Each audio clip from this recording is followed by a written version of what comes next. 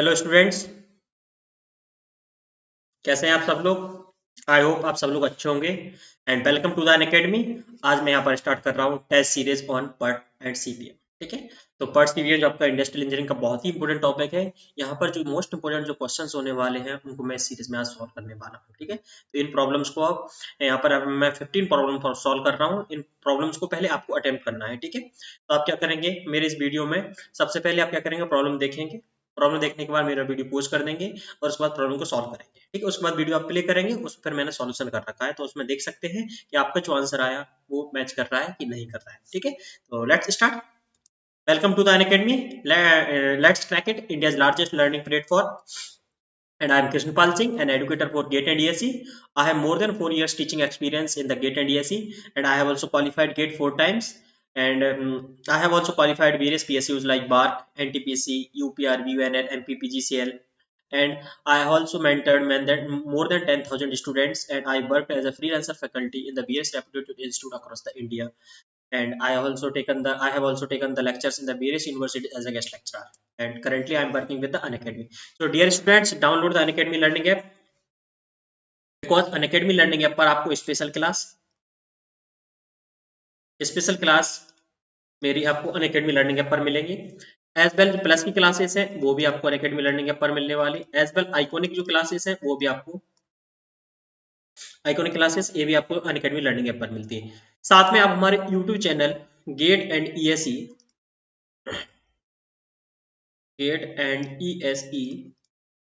Quest, ये हमारा YouTube channel है। इसको आप लाइक कर लीजिएगा, सब्सक्राइब कर लीजिएगा, जिससे आपको लेटेस्ट वीडियो के नोटिफिकेशन मिलते रहते हैं।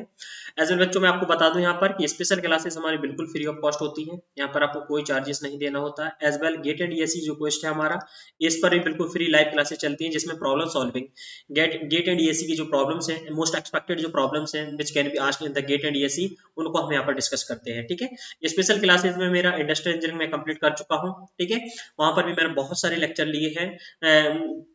मैंने वहां पर बहुत सारे प्रॉब्लम सॉल्व किए which can be asked, very expected questions which can be asked in the GATE and ESE. ठीक है, and currently I am also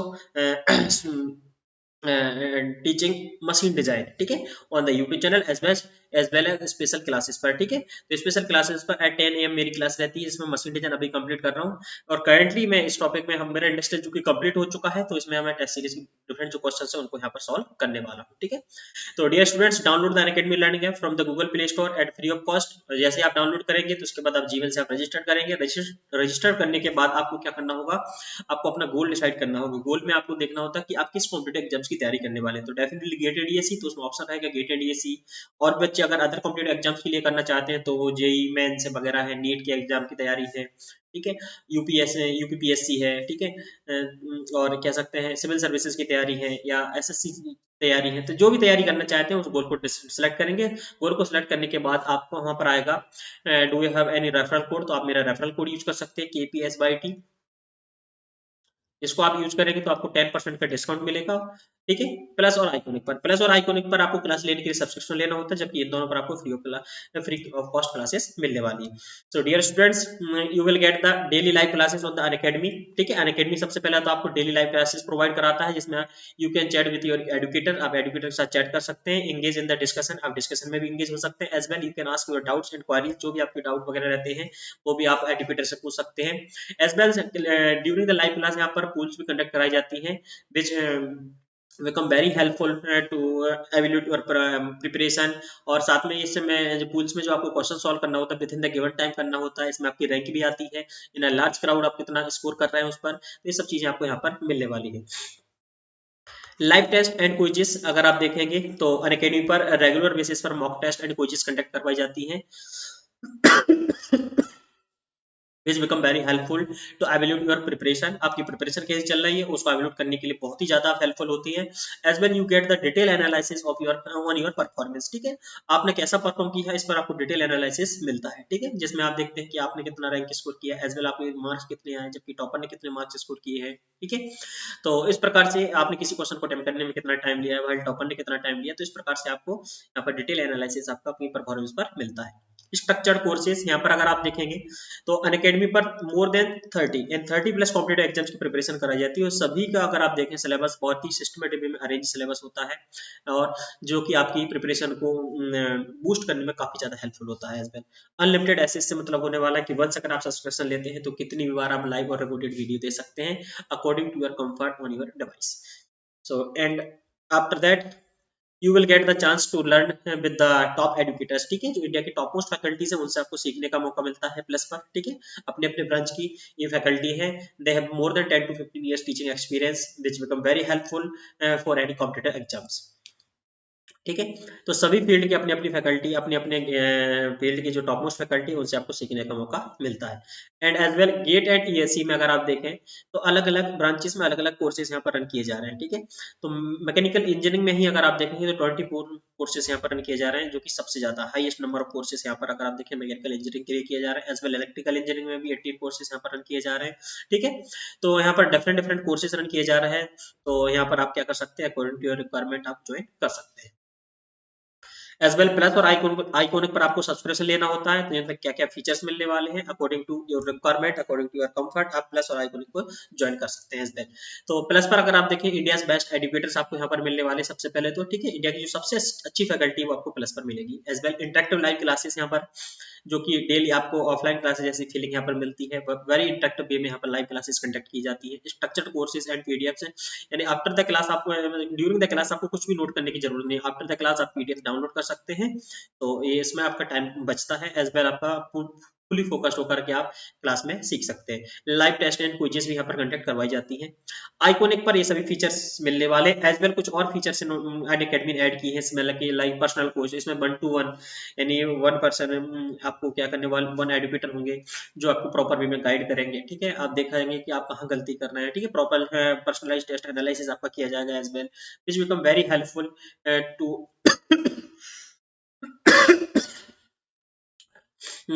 to improve your preparation, ठीक है। प्रिपरेशन को बहुत अच्छे से करने के लिए ये जो पॉइंट है, स्टडी प्लान है प्रॉपर वे आपको मिलने वाला है, as well preparatory study material मिलने वाला है। तो अकॉर्डिंग टू योर कंफर्ट, ठीक है, अकॉर्डिंग टू योर नीड आप प्लस और आइकॉनिक जिसको भी चाहे ज्वाइन कर सकते हैं।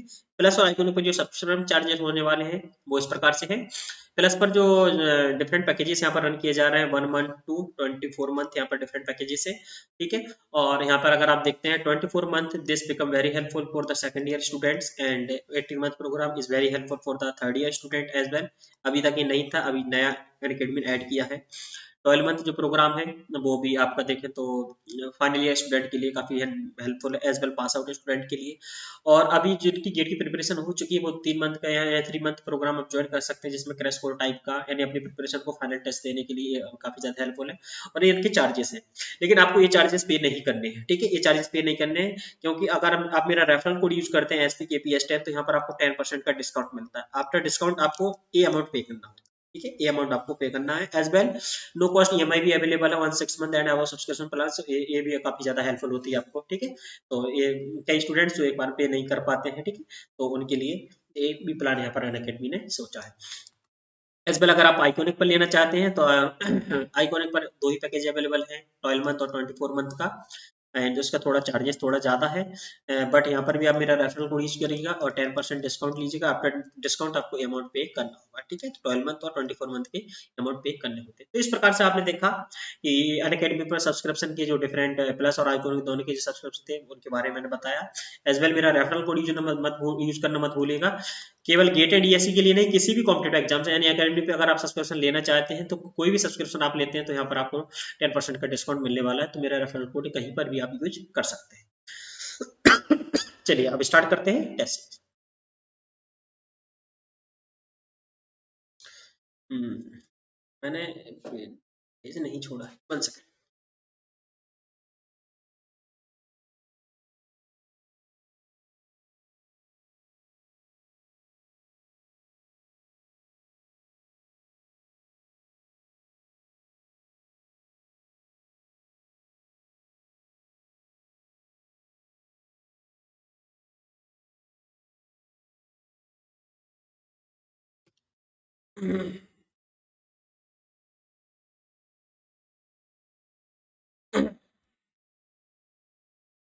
ये पेज बनाना मैं भूल गया था।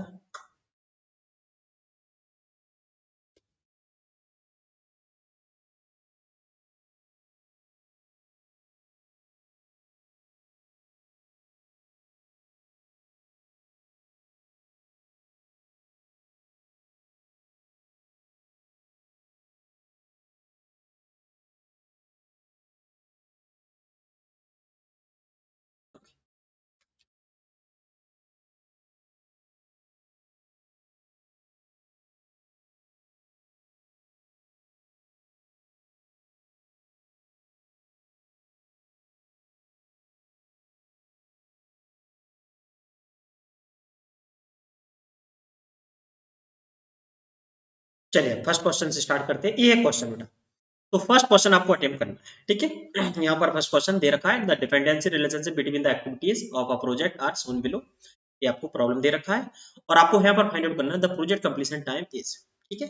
तो ये क्वेश्चन है, ये आपको क्या करना है, मेरे वीडियो को अभी पोस्ट कर दीजिएगा और इस क्वेश्चन को अटेम्प्ट कीजिएगा, अटेम्प्ट करके, ठीक है, और फिर उसका आंसर निकाल लीजिए। आंसर निकालने के बाद आप क्या करेंगे, फिर मेरे वीडियो को प्ले करेंगे, ठीक है। तो यहाँ पर इस प्रॉब्लम को अगर मैं सॉल्व करता हूँ तो प्रॉब्लम देखेंगे, तो सबसे पहले क्या होने वाला है, मुझे नेटवर्क डायग्राम बनाना आना चाहिए। तो नेटवर्क डायग्राम अगर मैं बनाता हूँ तो यहाँ से ए एक्टिविटी, तीन एक्टिविटी ए बी और सी, तीन एक्टिविटी हैं जिनकी कोई प्रोसीजर एक्टिविटी नहीं है। तीनों एक्टिविटी आपकी यहाँ से स्टार्ट होने वाली है, ए बी सी, कोई भी प्रोसीजर एक्टिविटी नहीं है।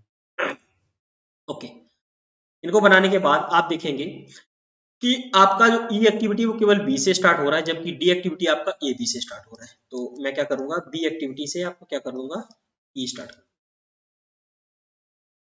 ई स्टार्ट कर दिया। ओके, अब अगर आप देखेंगे कि ए बी जो दोनों एक्टिविटी रहने वाली है, ए बी दोनों एक्टिविटी, इनका दोनों का जो टेल इवेंट है वो सेम होने वाला है और इनका हेड इवेंट भी सेम। जब टेल और हेड इवेंट अगर सेम होता है तो यहाँ पर डेफिनेटली क्या होने वाला है, एक डमी एक्टिविटी इंट्रोड्यूस होने वाली है। तो यहाँ पर आपको क्या करना होगा, एक डमी एक्टिविटी इंट्रोड्यूस करना। डमी एक्टिविटी में यहाँ पर इंट्रोड्यूस करता हूँ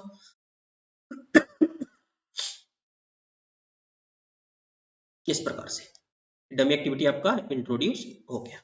ओके, डमी एक्टिविटी इंट्रोड्यूस होने के बाद अब आपको क्या करना है, फिर से रिमेनिंग पार्ट का आगे डायग्राम बनाते हैं। जबकि एफ आपका कहाँ से स्टार्ट होता है, बी और सी से। एफ आपका स्टार्ट होने वाला है बी और सी से। अच्छा, बी और सी से, तो बी से, केवल बी से आपका ई स्टार्ट होना था और बी और सी का दोनों का भी टेल इवेंट सेम होने वाला, तो यहाँ पर भी एक डमी एक्टिविटी आने वाली है। तो मुझे यहाँ पर भी एक डमी एक्टिविटी बनाना हो, इस प्रकार से एक डमी एक्टिविटी और इंट्रोड्यूस। डमी एक्टिविटी एक और इंट्रोड्यूस होने के बाद अब मैं क्या करूंगा, रिमेनिंग पार्ट को कंप्लीट करूंगा। तो यहाँ पर आपका देखिएगा इस प्रकार से बन गया। तो बी और सी, डमी एक्टिविटी क्या करती है, सिर्फ लॉजिकल डिपेंडेंसी को बताती है। तो बी और सी, अब बी और सी के बाद ही आपका नेक्स्ट एक्टिविटी स्टार्ट होने वाला है। तो यहाँ से डी आपका स्टार्ट होगा, डी, ई हो चुका है और एफ आपका स्टार्ट होगा।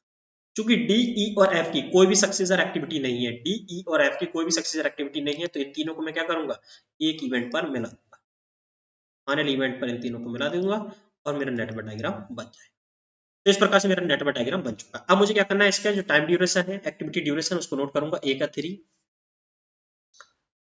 2, 5 और 3, 4, 3, 3, 4, 3, ठीक है बच्चों।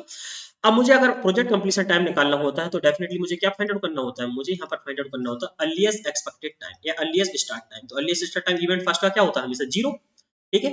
इवेंट फर्स्ट, अच्छा नंबरिंग भी कर देता हूँ, 1, 2 रहेगा ए इवेंट, 3, 4 और 5, ठीक है। इवेंट 1 का हो जाएगा आपका 0। इवेंट 2 पर अगर आप आएंगे तो इवेंट 2 पर आप देखेंगे तो ई आपका हो जाने वाला है कितना, 2। आप जाएंगे इवेंट 3 पर, इवेंट 3 पर आप देखिएगा दोनों पाथ से पहुंच सकते हैं, 1, 2, 2, 3। देखिए डमी एक्टिविटी का ड्यूरेशन क्या होता है, 0। डमी एक्टिविटी का ड्यूरेशन कुछ भी नहीं होता है। तो ई और यहाँ पर 0, तो यहाँ पर रहने वाला है 2 + 0, 2 रहने वाला है, यहाँ से 3, तो हो जाएगा दोनों का मैक्सिमम 3। यहाँ से अगर आप देखेंगे, यहाँ से अगर आप देखते हैं तो होने वाला कितना, 5, यहीं से मैक्सिमम होने वाला है, ठीक है। अब आपको जाना है यहाँ पर लास्ट में, 3 + 3 6, इनका मैक्सिमम लेना है। 2 + 4, 2 + 4 6, 5 + 3 8, 8 मैक्सिमम हो गया। 8 मैक्सिमम होगा तो क्रिटिकल पाथ आपका क्या बन गया, इस तरह से कुछ, ये आपका क्रिटिकल पाथ बन गया। और यहाँ से जो जो क्रिटिकल पाथ के अलावा जो आपको टाइम लगता है वही आपका प्रोजेक्ट कंप्लीशन टाइम होता है। तो यहाँ पर प्रोजेक्ट कंप्लीशन टाइम आपका क्या हो जाएगा, 8 डेज। अगर ये ड्यूरेशन आपका डेज में दे रखा है तो ये 8, दिस इज द आंसर, ठीक है।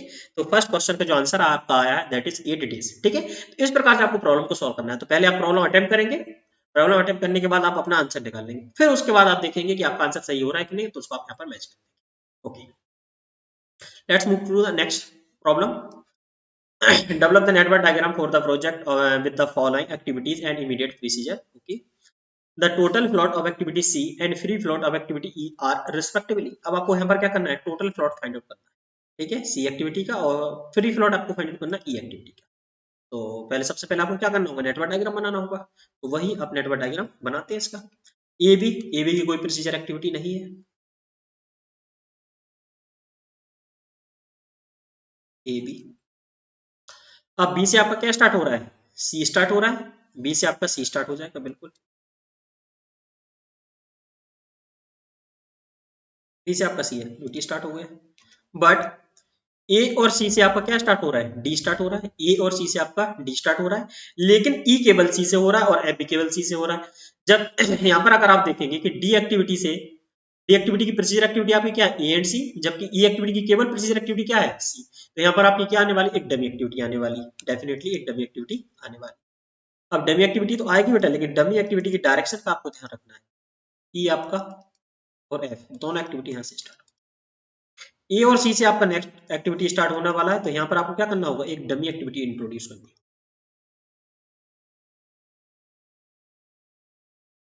इस प्रकार से, इस प्रकार से एक डमी एक्टिविटी आपकी बन जाएगी।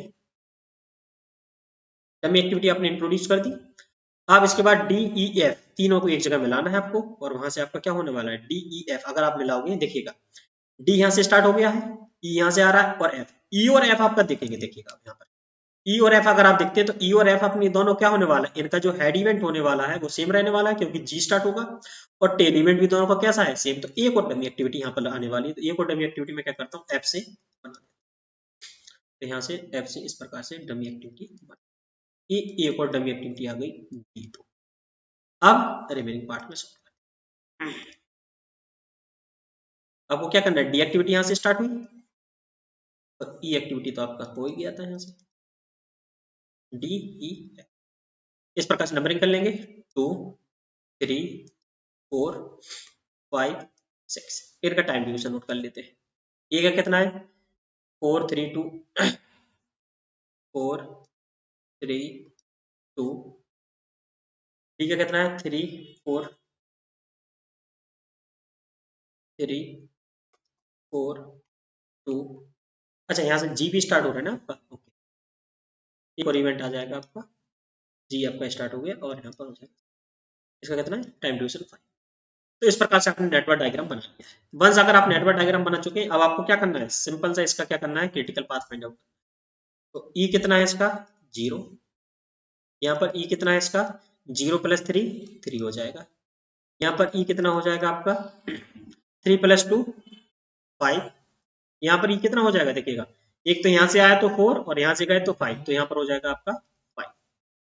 ओके, 5 + 2 यहाँ पर कितना हो जाने वाला है, 7। 5 + 4 यहाँ पर कितना हो जाने वाला है, 9, और यहाँ पर 5 + 3 यहाँ पर भी 9, 8 होने वाला, तो यहाँ पर क्या हो जाएगा, तीनों का मैक्सिमम 9 9। ओके, 9 + 5 40, 9 + 5 40। तो इस प्रकार से आपने अर्लीस्ट स्टार्ट टाइम सबका निकाल लिया है। अब आपको क्या करना है, लेटेस्ट फिनिश टाइम निकालना है। तो लेटेस्ट फिनिश टाइम निकाल लीजिएगा, लेटेस्ट, क्योंकि दोनों की जरूरत पड़ती है, तो 40 यहाँ पर लेटेस्ट फिनिश टाइम हो जाएगा, 14 - 5 9। यहाँ पर तो आपका वही रहने वाला है, 9 ही रहने वाला है, ठीक है। यहाँ पर क्या कितना हो जाएगा, 9 - 3 6 हो जाएगा। अब यहाँ पर आप देखेंगे, 9 - 2 7, 9 - 4 5, और 6 - 0। इन तीनों को मिनिमम लेना होता है, लेटेस्ट फिनिश टाइम, तीनों का मिनिमम कितना हो जाएगा, 5। यहाँ पर एल कितना आ गया, 3, और यहाँ पर तो एल हमेशा 0। तो क्रिटिकल पाथ आपका क्या बन गया, ये बन गया।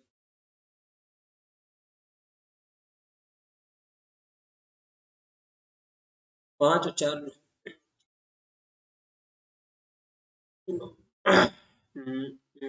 5 और 2 7, बिल्कुल 9। ओके, 5 नहीं, ये क्रिटिकल पाथ आपका बन गया। अब आपसे किस एक्टिविटी का क्या पूछा है, total float of activity C. Activity C, total float आपका क्या होता है, टोटल फ्लॉट हमेशा होता है आपका latest finish time minus earliest start time plus activity duration, यही रहने वाला है। लेटेस्ट फिनिश टाइम क्या है इसका, 5 माइनस अर्लीस्ट टाइम 3 + 2, कितना हो गया, 0। टोटल फ्लॉट आपका कितना निकला है, 0, किस एक्टिविटी का, सी एक्टिविटी। इसी प्रकार से आपको क्या निकालना है, ई एक्टिविटी का फ्री फ्लॉट, ई एक्टिविटी ये हो गया, और फ्री फ्लॉट आपका क्या होता है, free float is earliest finish time minus earliest start time plus activity duration. Earliest finish time कितना है इसका 9, अर्लीस्ट स्टार्ट टाइम कितना है 5, एक्टिविटी ड्यूरेशन कितना है 4, तो कितना हो गया 0। तो टोटल फ्लॉट और फ्री फ्लॉट दोनों एक्टिविटी क्या निकले 0 0, यानी C answer is the right. देखिए बेटा, अगर आपको ये नहीं आता है तो एक और कॉन्सेप्ट रहता है कि हमेशा क्रिटिकल एक्टिविटी का जो टोटल फ्लॉट होता है, फ्री फ्लॉट होता है और इंडिपेंडेंट फ्लॉट होता है। किसी क्रिटिकल एक्टिविटी का हमेशा total float, free float and independent float हमेशा क्या होता है 0 होता है, ठीक है। बाकी में देखिए प्रूफ भी हो क्या है, C activity is the critical activity, E is the critical. आपको ये निकालने की जरूरत नहीं, जैसे ही सी और ई आपका क्रिटिकल हुई सीधा 0 हो जाना है, प्रॉब्लम सॉल्व, ठीक है। सी और ई जैसे 0 हुआ प्रॉब्लम आपका। तो इस प्रकार से सेकंड प्रॉब्लम की जो आंसर थे आपके वो दोनों क्या निकल गया 0 0। आई होप क्लियर हो गया होगा बेटा, ठीक है ओके। चलिए नेक्स्ट प्रॉब्लम की तरफ मूव करते हैं। Problem third, in a PERT network, ये प्रॉब्लम आपको अटेम्प्ट करना है बेटा, पहले अटेम्प्ट कीजिएगा, ठीक है। In a PERT network expected project duration is found to be 36 days। expected project duration आपका कितना होने वाला है 36 days from the start of the project, okay। the variance is 4 days, variance आपको कितना दे रखा है 4 days।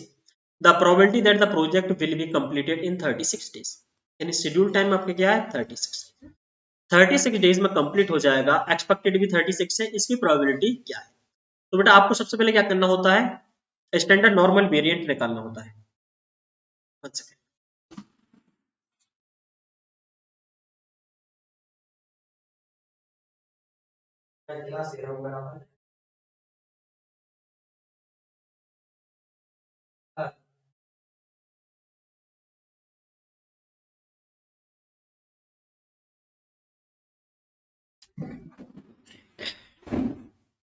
ठीक है। तो स्टैंडर्ड नॉर्मल वेरिएंट निकालेंगे, तो स्टैंडर्ड नॉर्मल वेरिएंट क्या होता है जेड, जेड बराबर क्या हो जाता है T S minus T E divided by standard deviation of the project. Standard deviation of the project क्या होगा, standard deviation of the project हमेशा क्या होता है रूट ऑफ ईटी। तो सिग्मा यहाँ से आपका क्या निकल आएगा 2 निकल आएगा, 2 निकल आए। तो जेड यहाँ से अगर आप निकालोगे तो कितना 36 माइनस 36 डिवाइडेड बाय 2, यानी क्या हो गया 0।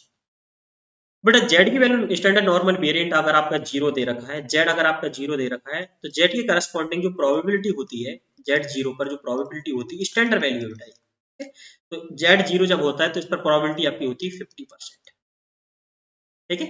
जेड की वैल्यू अगर 0 है आपकी तो उसके करस्पॉन्डिंग जो प्रोबेबिलिटी आपकी निकल के आती है that is 50%, C will be the correct answer. वैसे तो देखिएगा बहुत ज्यादा वैल्यू आपको याद नहीं रखनी है, लेकिन ये स्टैंडर्ड वैल्यू है, स्टैंडर्ड वैल्यू आपको हमेशा याद रखना।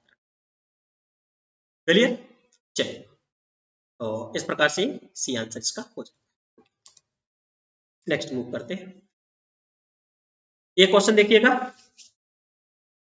इन PERT analysis a critical activity has, critical activity का क्या होता है, क्रिटिकल एक्टिविटी के पास क्या होता है, मतलब क्रिटिकल एक्टिविटी हैज, पहला क्या है tail event select 0, head event select 0, total float 0 and maximum float. देखिए बेटा ये जो क्वेश्चन है वो मैंने जो नया क्वेश्चन है उसको इन्वॉल्व किया है अभी गेट 2021 में, नए टाइप का नया पैटर्न क्वेश्चन का यहाँ पर इन्वॉल्व हुआ है, मल्टी सिलेक्टिव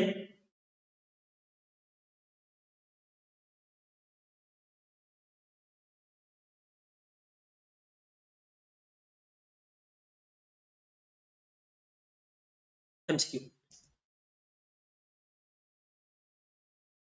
वन सेकेंड,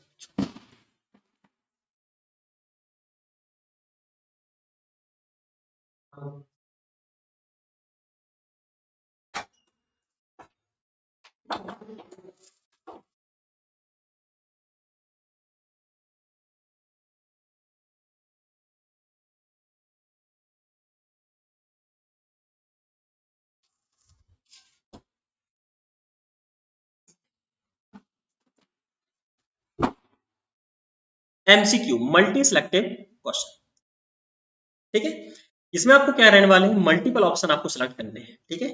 और मल्टीपल ऑप्शन आपको सिलेक्ट करने हैं, तो मल्टीपल सिलेक्ट ऑप्शन आप देखेंगे तो मल्टीपल ऑप्शन में आपको क्या है कि यहाँ पर अगर आपके पास देखिएगा, जैसे इस प्रॉब्लम को अपन सॉल्व करते हैं, ठीक है। इस प्रॉब्लम से देख लीजिए, in part analysis a critical activity है, तो क्रिटिकल एक्टिविटी के पास क्या होता है हेड इवेंट सेलेक्ट क्या होता है 0, तो ए भी आपका आंसर हो जाएगा, head sorry tail event select क्या होता है 0, हेड इवेंट सेलेक्ट क्या होता है 0, तो बी भी आपका आंसर होने वाला है। एज वेल टोटल फ्लॉट क्या होता है हमेशा 0, तो टोटल फ्लॉट भी इसका 0 हो गया। तो तीनों आंसर होगा इसके, तो तीनों आपको सही आंसर करने हैं। और मैक्सिमम फ्लॉट तो नहीं होता है, ठीक है, तीनों आंसर हो गए। तो तीनों आंसर अगर बेटा आप करते हो, इसके अगर तीनों आंसर सही करते हो तो आपको इसका जो भी मार्क्स अलॉट होंगे वो मिलने वाले हैं। अगर आपने दो सही कर दिए और एक छोड़ दिया तो आपके मार्क्स 0 हो जाएंगे, ठीक है। और अगर आपने चारों कर दिए तो आपका मार्क्स 0 रहेगा, ठीक है, कोई भी नेगेटिव मार्किंग इसमें नहीं होने वाली, ठीक है। तो जब नेगेटिव मार्किंग नहीं होगी तो यहाँ पर आपको टेल इवेंट सिलेक्ट, तो यहाँ पर आपको क्या करना, मल्टीपल ऑप्शन आपको सिलेक्ट करनी है, ठीक है। तो मल्टीपल ऑप्शन आप देखेंगे, मल्टीपल सिलेक्टिव क्वेश्चन जो होने वाले हैं, तो इस प्रकार से आपको, तो इसके आंसर अगर आप देखेंगे तो in part analysis critical activity के तो क्या होता है, टेल इवेंट सिलेक्ट भी 0 होता है, हेड इवेंट सिलेक्ट भी 0 होता है और टोटल फ्लॉट भी 0 होता है। देखिएगा एक अपन क्वेश्चन किया था यहाँ पर, देखिएगा ये क्रिटिकल एक्टिविटी थी, head event select 0, tail event select 0, ठीक है, और टोटल फ्लॉट वो भी 0। तो हमें तीनों ऑप्शन यहाँ पे मिलने वाले हैं। इस प्रकार से प्रॉब्लम आपका सॉल्व हो जाएगा, चलेगा। एक और बहुत ही अच्छा क्वेश्चन है, ठीक है, तो इस क्वेश्चन को अटेम्प्ट कीजिएगा सबसे पहले आप, ठीक है, उसके बाद मेरा फिर आंसर देख सकते हैं आप। अगर नहीं बनता है तो आप देख लीजिएगा।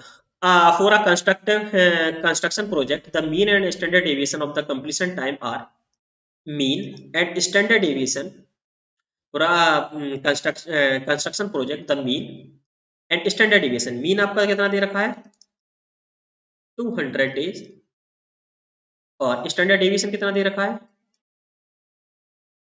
6.1 days. Assume normal distribution and the use of the standard normal deviate, use of the standard normal deviate इसकी वैल्यू आपको दे रखी 1.64 for the confidence level, the maximum time required, the maximum time required for the completion of the project would be, यानी z की value अगर आपकी 1.64 होने वाली है तो इसका शेड्यूल टाइम क्या हो सकता है, मैक्सिमम टाइम रिक्वायर्ड इसमें क्या लग सकता है, ठीक है। तो आपका क्या होता है z बराबर क्या होता है शेड्यूल टाइम माइनस मीन या expected time divided by standard deviation. तो z आपका दे रखा है 1.64 इक्वल टू टीएस कितना हो जाएगा आपका, टीएस आपको निकालना है, एक्सपेक्टेड टाइम कितना दे रखा है 200 डिवाइडेड बाय 6.1, 6.1, तो यहाँ से आप टीएस निकाल लोगे, इन दोनों को मल्टीप्लाई 1.64 इंटू 6.1 प्लस 200, ठीक है, इनका मल्टीप्लाई करके निकाल लोगे तो यहाँ से आपका आंसर निकल के आ जाएगा। अब मल्टीप्लाई आप कर लीजिएगा, ठीक है, यहाँ पर अपन करके देख लेते हैं 1.64 इंटू 6.1 कितना हो जाएगा 164, 6 से करोगे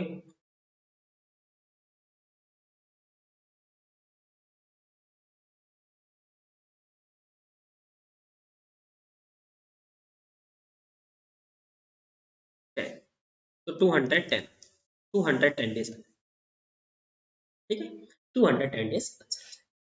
तो इस प्रकार से स्टैंडर्ड नॉर्मल वेरिएंट इसमें दे रखा है, लास्ट वाले क्वेश्चन में पूछ लिया था।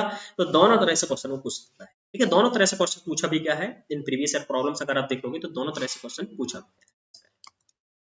चलिए नेक्स्ट प्रॉब्लम की तरफ मूव करते हैं, ठीक है, इस क्वेश्चन को आप देखेंगे, the earliest occurrence time for event one यहाँ पर रहने वाला है is 8 weeks, earliest occurrence time 8 week है, and the latest occurrence time for event one is 26 week, latest कितना है 26, the earliest occurrence time for event 2 is 32, and the latest occurrence time is 37. If the activity time is 11 week, activity time आपको दे रखा है 11 week, then the total float will be, अब आपको यहाँ पर total float निकालना है। तो total float जैसा मैंने आपको बताया था किसी भी एक्टिविटी का total float क्या हो जाता है latest finish time minus earliest start time plus activity duration, value put कर देंगे। लेटेस्ट फिनिश टाइम कितना है 37 माइनस अर्लीस्ट स्टार्ट टाइम कितना 8 प्लस एक्टिविटी ड्यूरेशन कितना 11, एक मिनट, एक मिनट, कितना हो जाएगा 37 माइनस 19, तो यहाँ से अगर आप निकालोगे तो 8 18 आपका निकल के आ जाएगा 18 डेज, यानी C will be the right answer. One second,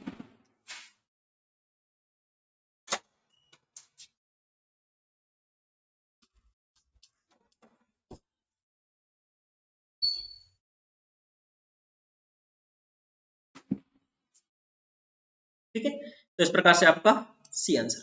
तो टोटल फ्लॉट आपने निकाल लिया है। तो अगर आप देखें तो मोस्टली प्रॉब्लम्स आप देखिएगा project completion time, total float, critical path, यहीं से क्वेश्चन पूछे जाते हैं, यही मेन क्रिटिकल पाथ का आपका मेन जो टॉपिक होते हैं। देखिएगा एक और टॉपिक, एक और क्वेश्चन यहाँ पर, क्वेश्चन नंबर 7 आप देखेंगे। तो ABC can start simultaneously and A is less than D. यहाँ पर क्या है कि बेटा देखिएगा, ये जो पैटर्न है कुछ अलग तरह का पैटर्न दे रखा है, एक्टिविटीज का जो कुछ अलग तरह का पैटर्न दिया जाता है यहाँ पर ए लेस देन डी, ठीक है, ए लेस देन डी और आई।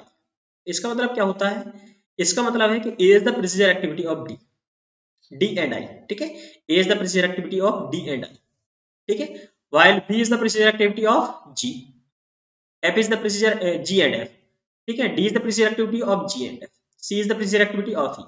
तो इस प्रकार की प्रॉब्लम को सॉल्व करने के लिए बेटा क्या करेंगे आप, सबसे पहले एक टेबल बना लेंगे। अगर आपने टेबल बना ली ना तो प्रॉब्लम बहुत ज्यादा आसान हो जाएगी।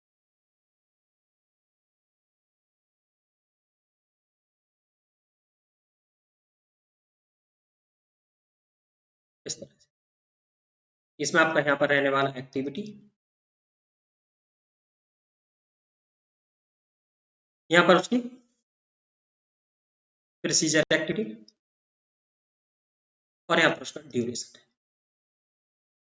एक्टिविटी कितनी है आपकी 1 to K, A to K and 11, A B C D E F G H I J।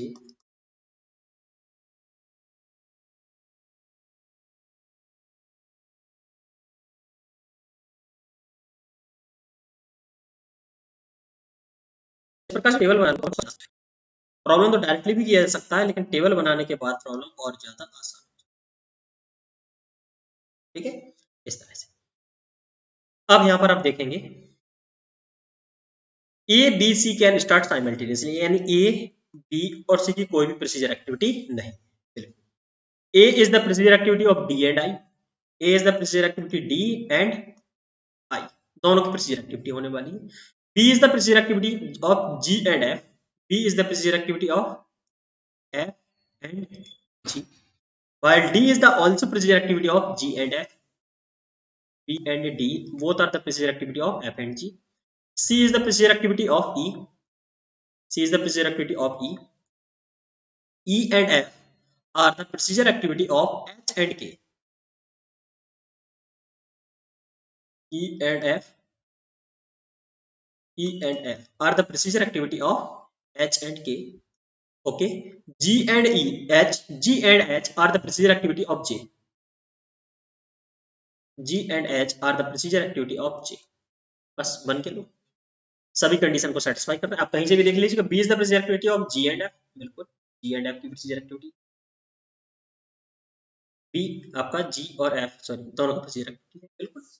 अब इनका ड्यूरेशन दे रखा है, ये रिस्पेक्टिवली दे रखा है, ए का कितना है 2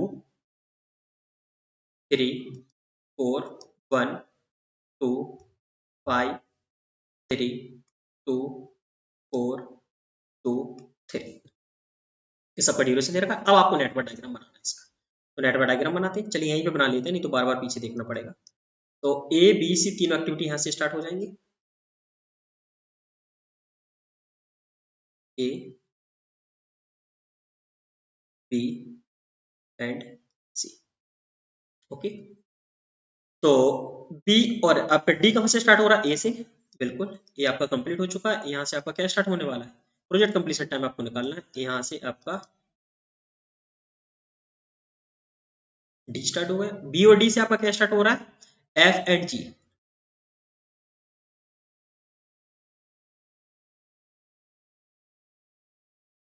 एफ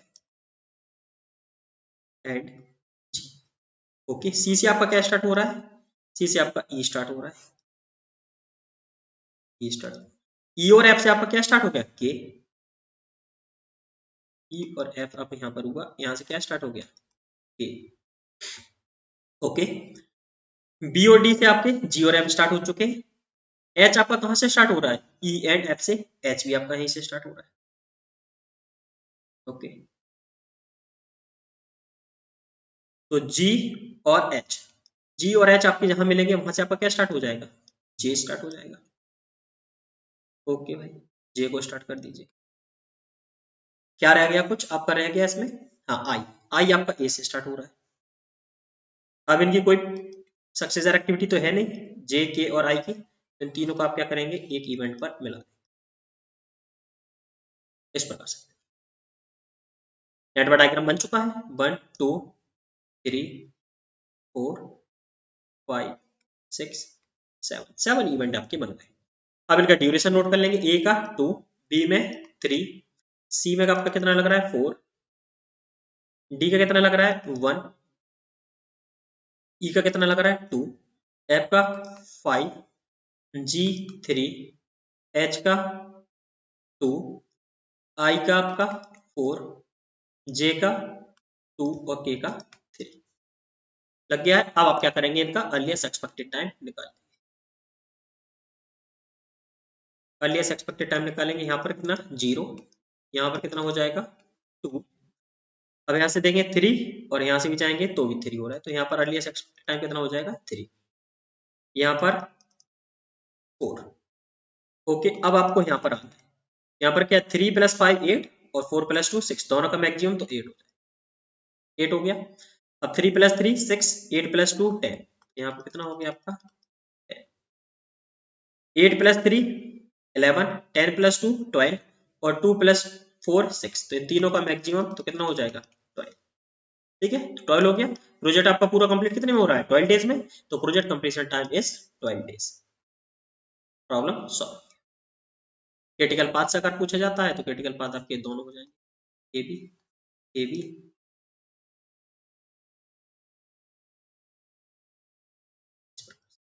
तो आपसे क्रिटिकल पाथ पूछ लेता है, कई बार प्रोजेक्ट कंप्लीशन टाइम पूछ लेता है। तो बेटा थोड़ा अलग टाइप का प्रॉब्लम है, ये 2019 में यहाँ से क्वेश्चन भी बना है इस टाइप से, तो बेटा आपको ये टाइप का प्रॉब्लम सॉल्व करना आना चाहिए, क्योंकि क्वेश्चन आप देखेंगे आजकल कहीं से भी बन जाते हैं। ठीक है, तो फर्स्ट सीपी में यहाँ से क्वेश्चन बना है तो डेफिनेटली आपको आना चाहिए।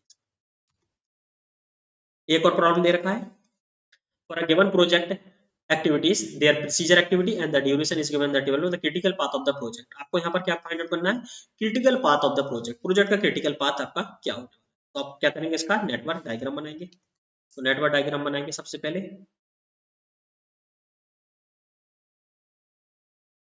ए एक्टिविटी, देखिए कोई प्रोसीजर एक्टिविटी नहीं है, लेकिन बी सी डी की एक प्रोसीजर एक्टिविटी क्या है आपकी, ए होने वाली है। ओके,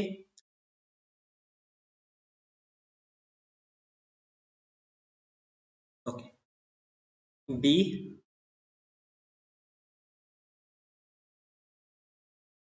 सी एंड डी, तीनों की प्रोसीजर एक्टिविटी आपकी क्या बन गई, ए।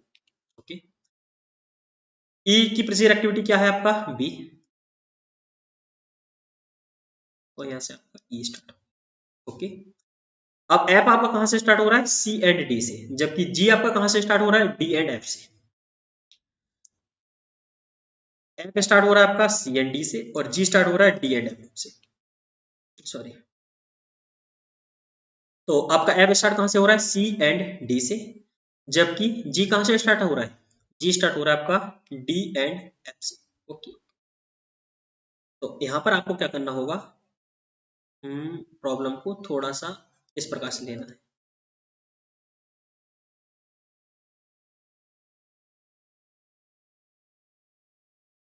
सी एंड डी, यहां से आपका क्या स्टार्ट हो गया, एफ, एफ स्टार्ट हो गया बिल्कुल, और आपका जी कहां से स्टार्ट हो रहा है, डी एंड एफ से, डी एंड एफ से आपका जी स्टार्ट हो रहा है। तो डी एंड एफ से अगर आपका जी स्टार्ट हो रहा है तो डी से फिर से आपको एक्टिविटी ले जानी होगी, या फिर आपको क्या करना होगा, यहाँ से एफ आ चुका है और एफ से अगर यहाँ पर लाओगे तो एक लूप बन जाएगा, नहीं तो आपको यहाँ से फिर से एक डमी एक्टिविटी, एफ और डी, एफ और डी से आपका क्या स्टार्ट हो जाएगा, जी स्टार्ट। एच आपका कहां से स्टार्ट हो रहा है, डी से, केवल एच आपका डी से स्टार्ट हो रहा है। ओके, और आई आपका ई जी एंड एच से, ई जी और एच से आपका आई स्टार्ट। यहाँ पर आप क्या करेंगे,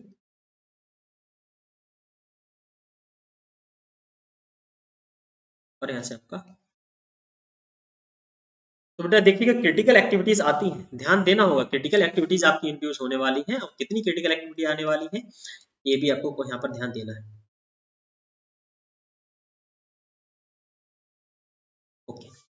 अब मैं इसका ड्यूरेशन नोट कर लूंगा। ड्यूरेशन कितना है?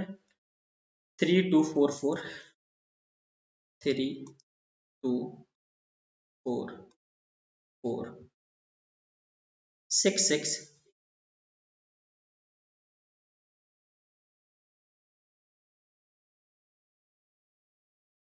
3। ठीक है, इस प्रकार से आपने सभी का ड्यूरेशन भी नोट कर। अब बेटा यहाँ से आपको क्या करना है? क्रिटिकल पाथ फाइंड आउट करना है, तो अर्लीस्ट एक्सपेक्टेड टाइम निकालना होगा। यहाँ पर कितना हो जाएगा? 3। यहाँ पर कितना हो जाएगा? 5। ओके, यहाँ पर कितना हो जाएगा? 3 + 4। अच्छा, पहले यहाँ भी कर लेंगे। 3 + 4 यहाँ पर कितना हो रहा है आपका? 7। और यहाँ से भी आपका 7 हो रहा है, तो ये 7 हो जाएगा। 7 + 6, 7 + 6 कितना हो जाएगा? 13। और यहाँ से भी आपका 13 हो रहा था, बिल्कुल। और यहाँ पर अगर आप देखेंगे,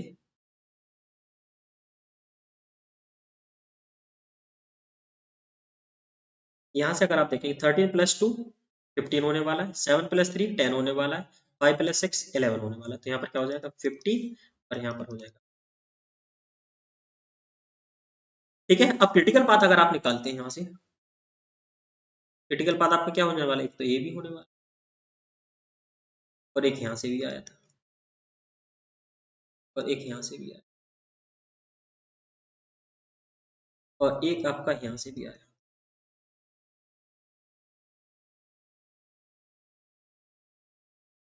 ठीक है, तो क्रिटिकल पाथ आप अगर देखेंगे, यहाँ पर देखेंगे क्या क्या बन रहा है। एक तो बन रहा है ACFGI, और एक और अगर आप देखेंगे तो बन रहा है AD के बाद अगर आप देखेंगे F और G। अच्छा अच्छा, यहाँ पे ये नहीं बनेगा, 7 से डायरेक्ट यहाँ पर नहीं पहुंच रहा है। नहीं नहीं नहीं, ये गलत कर रहा है। नहीं, 7 से ये वाला पाथ नहीं बनने वाला। ए 7 से यहाँ पे कैसे पहुंचोगे? नहीं, ओके, ए नहीं बनेगा, सॉरी। तो आपका एक और बन जाएगा AD, फिर उसके बाद FG और I। यहाँ पर दो क्रिटिकल पाथ बन रहा है। अब प्रॉब्लम में अगर आप देखेंगे तो देखिएगा ACFGI दे रखा है, पहला ACFGI दे रखा है, बिल्कुल। दूसरा ABEI, ABEI नहीं, ये नहीं है। और तीसरा दे रखा ADFGI, ADFGI, तो बिल्कुल ए भी सही है। और चौथा दे रखा ADHI, तो ए नहीं है। मतलब आपके देखेंगे यहाँ पर दोनों आंसर हो गए। मल्टी सिलेक्टिव क्वेश्चन, ये भी एमएसक्यू का पार्ट है। ठीक है, मल्टी सिलेक्टिव क्वेश्चन ये भी होने वाला है, यानी एमएसक्यू का पार्ट है। तो इसमें आपको दोनों क्वेश्चन को टिक करना। ठीक है, अगर आप क्या करते हैं इस क्वेश्चन में ए सी और बी कर देते तो आपका मार्क्स 0 हो जाएंगे, और केवल आप ए करते हैं तब भी मार्क्स आपके 0 हो जाएंगे, और आप ए और डी करते हैं तब भी मार्क्स आपके 0 हो जाएंगे। नेगेटिव मार्किंग इसमें नहीं होता है। ठीक है, लेकिन जब आप ए और सी करेंगे तभी आपके मार्क्स प्रॉपर आपको मिलने वाले। तो इस तरह से प्रॉब्लम है। ठीक है, अब इसी प्रॉब्लम का एक और प्रोजेक्ट कंप्लीशन टाइम पूछ लिया, सेम प्रॉब्लम है, सेम प्रॉब्लम है। प्रोजेक्ट कंप्लीशन टाइम कितना था? निकला इसमें 80 डेज। तो अगर इस तरह से पूछे तो आपको प्रोजेक्ट कंप्लीशन टाइम भी पूछ सकता है इस प्रकार की प्रॉब्लम में, दैट विल बी 80 डेज। तो यहाँ पर आंसर क्या हो जाएगा? सिंपल सा 18 डेज, और प्रॉब्लम आपका 18 वीक्स, सॉरी 18 वीक्स का प्रॉब्लम सॉल्व। ठीक है, तो इस प्रकार से बेटा सेम प्रॉब्लम है। आपको नेटवर्क डायग्राम बनाना बहुत जरूरी है। नेटवर्क डायग्राम वंस अगर आपको बनाना आता है तो आप प्रॉब्लम बहुत आसानी से सॉल्व करने वाले।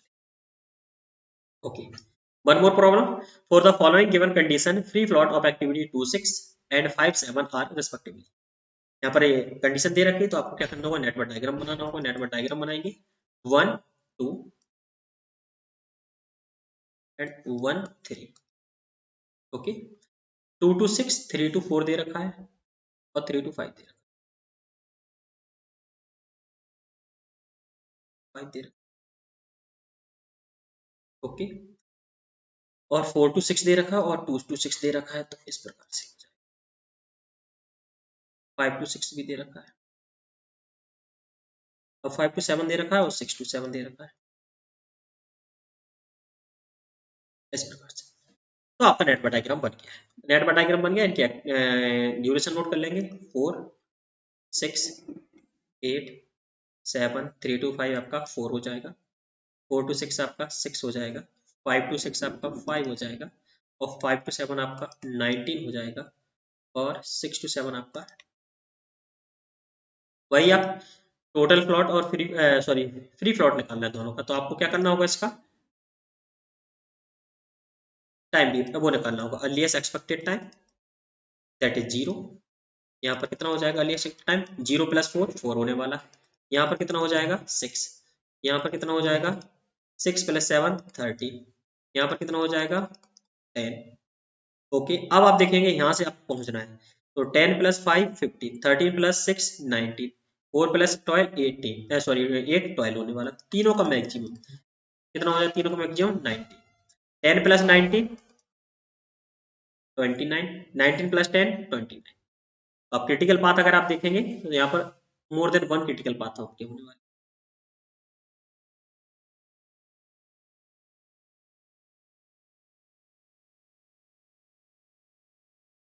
क्रिटिकल पाथ पर। अब आपसे क्या पूछा है, free float of activity 26, activity 26 is not a part of the critical path, it is not a critical activity, तो कुछ ना कुछ वैल्यू इसकी निकलने वाली, एंड 5 to 7 दे रखा है, 5 to 7 दे रखा है, it is a critical activity, simple सा इसका क्या हो गया, 5 to 7 का क्या हो गया, फ्री फ्लॉट 0, 5 to 7 का 0 हो गया, तो आपका सीधा ऑप्शन मिल गया सी, बिना ए का निकाले। 2 to 6 का आप निकाल के देख लीजिएगा 3 ही आएगा, 2 to 6 का अगर आप फ्री फ्लॉट निकालते हैं तो फ्री फ्लॉट आपका क्या होता है, earliest finish time minus earliest start time plus activity duration. Earliest finish time कितना था इसका, अच्छा earliest finish latest finish time हम निकाल लेंगे, अर्लीस्ट फिनिश टाइम इसका 19 होने वाला है, 19 माइनस एक्टिविटी कितना है आपका 8 plus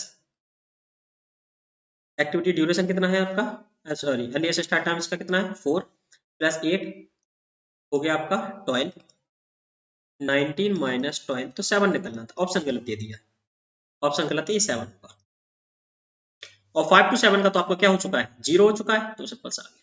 free float 2 to 6 activity का अगर आप निकालोगे, 2 to 6 एक्टिविटी का अगर आप निकालते हैं, क्योंकि 30 + 6 90, तो 90 माइनस 4 + 8 तो होने वाला 12, 90 माइनस 12 तो 7, 7 है पर आंसर, ठीक है, ऑप्शन गलत। ओके बच्चों, तो इस प्रकार से आपको फ्री फ्लॉट निकालना बताया। चलिए और आगे मूव करते हैं। Next problem. Project has 6 activities A to F with respected activity duration 5, 7, 6, 4, 6, 6, 8, 4 days. Okay. The network has 3 paths A, B, C, D and E, F. Okay. Problem के पास 3 पाथ है, A activity, A और B, इस तरह से होगा, और C, D, C, D और E,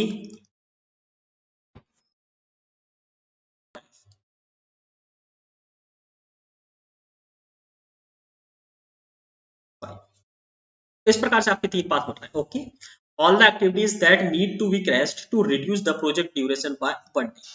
अगर आप प्रोजेक्ट ड्यूरेशन 1 डे से क्या करना चाहते हैं, क्रैश करना चाहते हैं, अगर पूरा का पूरा पार्ट को आप 1 डे से क्रैश करना चाहते हैं, तो आपको यहाँ पर कितनी एक्टिविटी को क्रैश करना होगा, ठीक है। तो पहले इनका ड्यूरेशन नोट कर लेते हैं। A to F दे रखा है 7, B का कितना हो जाएगा 5, C का कितना हो जाएगा 6, D का कितना हो जाएगा 6, E का कितना हो जाएगा 8 और F का कितना हो जाएगा 4।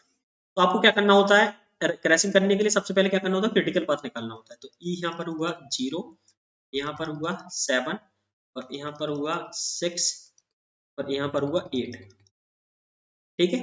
अब यहाँ पर 7 + 5 12, 6 + 6 12, 8 + 4 12, तीनों ही क्रिटिकल पाथ होगा, तीनों ही आपके क्या हो चुके हैं यहाँ पर क्रिटिकल पाथ। और अगर तीनों ही क्रिटिकल पाथ हो गए, अब आपको क्या करना है, all the activities that need to be crashed, कितनी एक्टिविटी आपको क्रैश करनी है, to reduce the project duration by 1 day. अगर आप इसको 1 डे से रिड्यूस करना चाहते हैं तो डेफिनेटली इस क्रिटिकल पाथ से किसी एक एक्टिविटी को आपको 1 डे से रिड्यूस करना होगा, इस क्रिटिकल पाथ से भी आपको एक्टिविटी को 1 डे से रिड्यूस करना होगा, और इस क्रिटिकल पाथ से भी एक्टिविटी को 1 डे से रिड्यूस करना होगा, ठीक है। तो आपको यहाँ पर कितनी एक्टिविटी क्रैश करने की जरूरत है, 3। ए को कर लीजिएगा, सी को कर लीजिए, ई को कर लीजिए। चूंकि टाइम कॉस्ट स्लोप दे नहीं रखा है तो आप किसी को भी दे सकते हैं, सिर्फ आपको ये बताना है कि यहाँ पर कितनी एक्टिविटी आपको क्रैश करनी होगी, आइदर ए सी एफ ई, आप कर सकते ए डी एफ, ऑप्शन तो बहुत बनने वाले हैं, ठीक है, बी सी ई, बी डी एफ, ठीक है, एफ सी, इस प्रकार से तमाम ऑप्शन बनने वाले हैं। लेकिन आपको क्या करना होगा, मिनिमम 3 एक्टिविटीज को आपको क्रैश करना होगा, तब जाकर के प्रोजेक्ट ड्यूरेशन आप 1 डे से रिड्यूस कर सकते हैं। तो बड़ा ही अच्छा क्वेश्चन है, ठीक है, काफी कॉन्सेप्चुअल क्वेश्चन है। अगर आपको क्रैशिंग वाला पार्ट बनता है तो बिल्कुल आप कर सकते हैं, ठीक है बच्चों। ओके, आगे बढ़ते हैं। For the given network diagram, optimistic, most likely, and pessimistic time of each activity is given. The expected project completion time is. Okay, अब यहाँ पर आपको क्या दे रखा है, मोस्ट लाइकली ऑप्टिमिस्टिक टाइम दे रखा है, most likely and pessimistic time दे रखा है, ये तीनों। आपको क्या करना है, एक्सपेक्टेड प्रोजेक्ट कंप्लीशन टाइम निकालना है। तो बेटा सबसे पहले आपको क्या करना होता है, मीन टाइम निकालना होता है एक्टिविटी का। मीन टाइम एक्टिविटी का अगर आप निकालते तो क्या होता है, T not plus 4 T M plus T P divided by 6, और सभी एक्टिविटी का दे रखा है। यहाँ से अगर आप देखेंगे तो कितना दे रखा है, 6 प्लस 36 प्लस 12 दे रखा है, बिल्कुल 10 इस एक्टिविटी का। तो कितना हो जाएगा, 6 प्लस 36 प्लस 12, तो 18 36 18 54 54। तो इसका एक्सपेक्टेड टाइम कितना हो जाएगा, मीन टाइम इसका जो होने वाला है दैट विल बी 9। निकाल लेते हैं, सबको ऐसे 1 बाय 1 निकालना होगा, तो इसका 9 निकाला। इसका अगर आप निकालोगे तो कितना हो जाएगा, 14 प्लस 20 34, और 17 इंटू 4 68। अब जोड़ोगे 2 102, 6 से आप डिवाइड कर दीजिएगा, 6 से डिवाइड करोगे 6 बन जा 6, 6 से बन जा, तो इसका 17 आ गया, 9 आ गया, 17 आ गया। ओके, इसका निकालोगे 4 7 8 का, तो 4 प्लस 8 12, 12 प्लस 28, तो कितना हो गया 40। 40 डिवाइडेड बाय 6 अगर आप करोगे तो 6 6 जा 36, और 4 बच गया 6.66 आ जाएगा, 6.66। ओके, इसका निकालोगे 3 प्लस 9 आपका हो जाएगा 12, 12 प्लस 20, 12 प्लस 20 32, 32 डिवाइडेड बाय 6 करोगे तो 6 5 जा 30, और 6 3 जा 18, 5.3। ओके, यहाँ पर अगर इसका निकालोगे बेटा तो 9 प्लस 12 आपका हो जाएगा कितना, 21 प्लस 44, अगर आप करते हो तो 5 और 6 65 हो गया, तो हो जाएगा 10.8, 10.8। ओके, यहाँ पर अगर आप इसका निकालोगे, सबका सेपरेटली आपको निकालना ही होता है, ठीक है। तो 13 प्लस 25 प्लस आपका हो जाएगा 18 36 72, तो 5 3 8 2 10 का 0 7, और 8 9 10 पे 11 110 डिवाइड बाय 6 कर दीजिएगा, 6 कर देते हैं तो 6 बन जा 6, और 6 8 जा 48, 6 18.3 आ जाएगा। यहाँ पर निकालते हैं, 7 प्लस 13 हो जाएगा 20, 20 प्लस 40 60, तो 10 ही आ जाएगा। यहाँ पर निकालेंगे 10 प्लस 16 हो जाएगा 26, प्लस 7 82 डिवाइडेड बाय 6, तो क्या हो जाएगा 6 बन जा 6, और 2 बचा 6 3 जा 18, 4 बचा। ओके, इसका अगर आप निकालेंगे 12 15 एंड 18 का, तो 12 15 एंड 80 का, तो कितना हो गया 30, 30 प्लस 15 चौको 60 90, ये 15। इसका निकालोगे तो 17 प्लस 15 आपका हो जाएगा 2 42, प्लस कितना हो जाएगा 80, तो 2 प्लस, तो 6 2 जा 12। तो बेटा इस तरह से आपको क्या करना होता है, मीन टाइम आपको निकालना होता है। मीन टाइम अगर आपने हर एक्टिविटी का निकाल लिया है तो यहाँ से एक्सपेक्टेड प्रोजेक्ट कंप्लीशन टाइम आप निकाल सकते हैं easily, it's not a big task.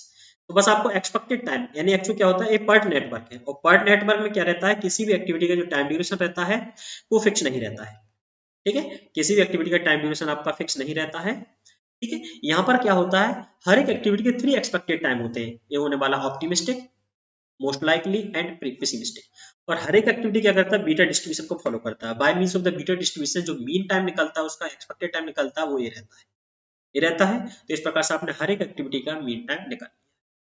Once अगर आप मीन टाइम निकाल चुके, अब आपको क्या करना है, सिर्फ आपको क्या करना है, यहाँ पर आपको फाइंड आउट करना है प्रोजेक्ट कंप्लीशन टाइम। तो वो तो आसान है, कर सकते हैं। ई कितना हो जाएगा यहाँ पर 0, यहाँ पर कितना हो जाएगा 9। अब 9 + 5 14.3,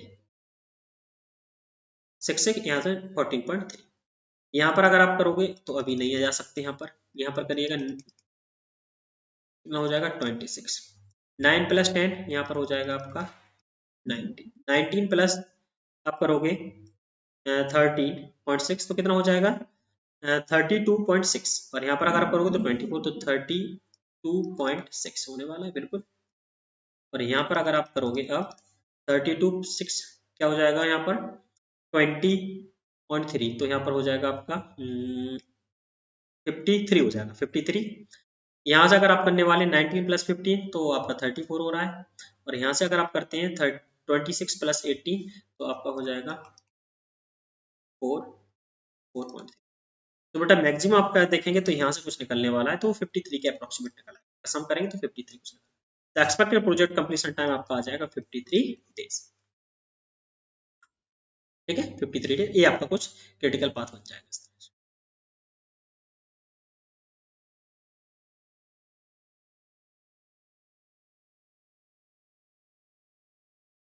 तो पर्ट नेटवर्क से अगर आप देखें क्वेश्चन तो मेनली एक्सपेक्टेड टाइम पूछा जाता है। एक और तरीके से क्वेश्चन पूछा जाता है स्टैंडर्ड डेविएशन। तो देखिएगा स्टैंडर्ड डेविएशन मैंने पूछ रखा है, standard deviation of the network. तो स्टैंडर्ड डेविएशन कैसे निकालते हैं? Standard deviation of the network क्या होता है कि जो क्रिटिकल पाथ होने वाला है, क्रिटिकल पाथ के अलोंग आपको स्टैंडर्ड डेविएशन निकालना है। ठीक है, क्रिटिकल पाथ के अलोंग आपको स्टैंडर्ड डेविएशन निकालना है। तो क्रिटिकल पाथ के अलोंग ये रहने वाला है। और चूंकि स्टैंडर्ड डेविएशन क्या होता है, by means of the beta distribution. Beta distribution की प्रॉपर्टी होती है कि स्टैंडर्ड डेविएशन होगा TP minus T not divided by 6।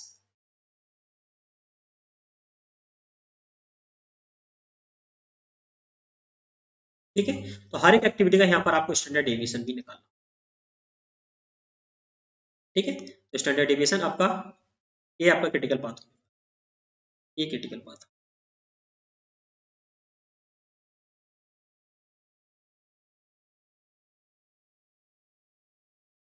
तो यहाँ पर अगर आप स्टैंडर्ड डेविएशन निकालेंगे फर्स्ट क्रिटिकल एक्टिविटी का, तो कितना हो जाएगा 12 माइनस 6 डिवाइडेड बाय 6, तो 1 हो जाएगा।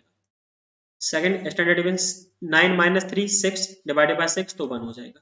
यहाँ पर निकालेंगे 12 माइनस 9 तो हो जाएगा 3, तो यहाँ पर स्टैंडर्ड डेविएशन क्या हो जाएगा 1/2।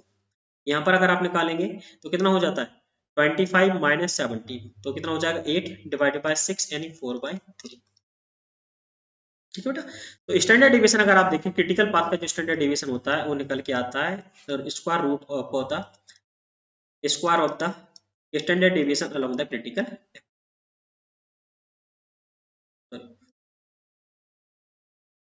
ठीक है, अब इसको कर सकते हैं। सिग्मा अगर आप निकालेंगे 1 + 1 1/2 यानी 1/4, और एक और दे 4/3 यानी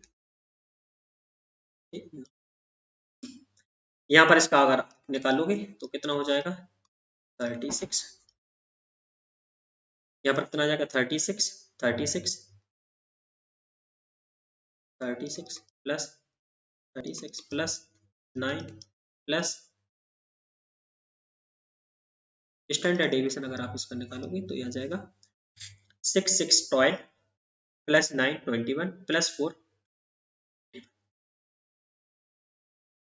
6 और प्लस 6 6 6 12 12 के बाद 13 14 145 डिवाइडेड बाय 36। ठीक है, this will be the standard deviation of the project. तो आप यहाँ इसके वैल्यू निकाल लेंगे और प्रॉब्लम सॉल्व हो जाएगी। ठीक है, तो इसका स्टैंडर्ड डेविएशन भी निकालना मैंने बता दिया आपको, एज वेल मैंने आपको बता दिया है कि किस तरह से इसका एक्सपेक्टेड प्रोजेक्ट कंप्लीशन टाइम। तो पर्ट नेटवर्क में क्या होता है expected time T not plus 4 TM plus TP divided by 6, और स्टैंडर्ड डेविएशन होता है TP minus T not divided by 6। और वेरिएंस भी अगर पूछता है तो वेरिएंस आपका क्या होता है स्टैंडर्ड डेविएशन का स्क्वायर, स्टैंडर्ड डेविएशन का स्क्वायर। चलिए, अब एक आपका क्वेश्चन 14 और आपको एक और क्वेश्चन दे रखा है। ओके, ये जो क्वेश्चन है बहुत ही अच्छा क्वेश्चन है। सिविल में भी एक्चुअली पार्ट सीपीएम होता है, सिविल वाले पार्ट से क्वेश्चन पूछा गया है।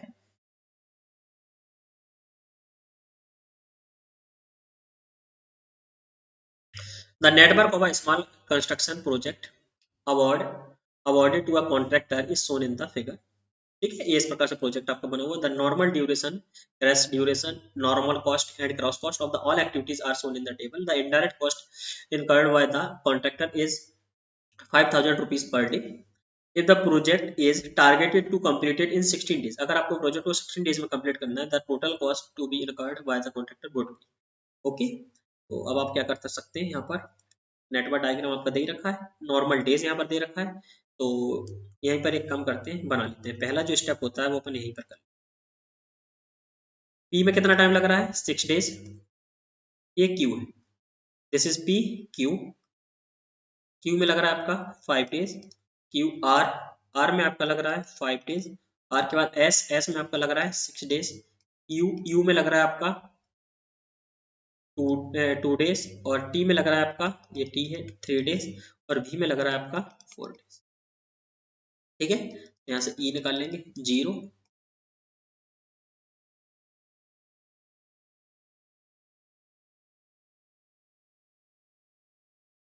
ई कितना हो जाएगा यहाँ पर 6। यहाँ पर ई कितना हो जाएगा 6 + 5 11। यहाँ पर ई कितना हो जाएगा 6 5 + 11, 6 + 12। और यहाँ पर होने वाला 13, यहाँ पर होने वाला 40 + 4 18। ओके, तो क्रिटिकल पाथ आपका हो गया ए।